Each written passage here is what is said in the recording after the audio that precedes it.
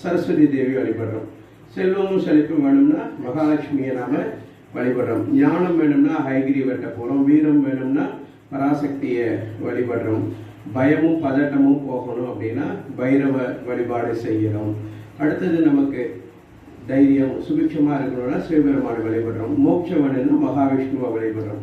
இப்படி ஒன்று வேணும்னா ஒரு சாமிகிட்ட போகிறோம். ஆனால் இது எல்லாமும் சேர்த்து வேணும்னா ஒவ்வொரு இடத்துக்கு போக வேண்டாம், ஒரே இடத்துக்கு போகணும் அப்படின்னா ஹனுமார் தான். நமக்கு அதுக்கு எங்கே பிரமாணம் இருக்குன்னா தினம் நம்ம சொல்லக்கூடிய ஸ்லோகத்திலே இருக்கிற புத்திர் பலம் யசோதைரியம் நிர்பயத்துவம் அரோகதா அஜாட்டியம் வாக்பட்டத்துவம் ஹனுமஸ்மரணா பவேஸ்வரம். யாரும் அதை நம்ம அவரை வழிபாடு கூட பண்ண வேண்டாமா? என்ன பண்றோம்? அவரை ஸ்மரணா நினைச்ச மாத்திரத்திலே நமக்கு அறிவு, ஆற்றல், புகழ், நோயற்ற தன்மை, சொல்வன்மை, வீரம், செல்வம் அப்படின்னு எல்லாமே நமக்கு கிடைக்கும்.